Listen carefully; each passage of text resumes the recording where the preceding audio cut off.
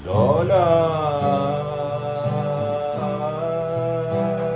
ay matanda na talaga.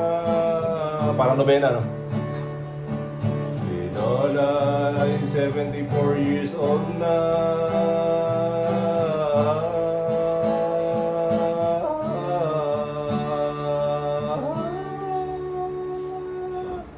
Si Lola ay nabisita ng bunsong anak niyang madaldal.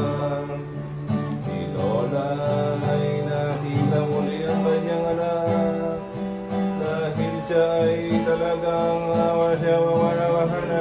liwanag ng lyrics. Si Lola talaga, si Lola talaga, si Lola talaga ay gurang na. Si Lola ay talagang masayahin.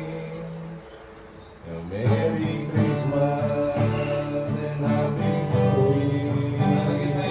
Happy Valentine's, Happy Memorial Day, and Happy Day.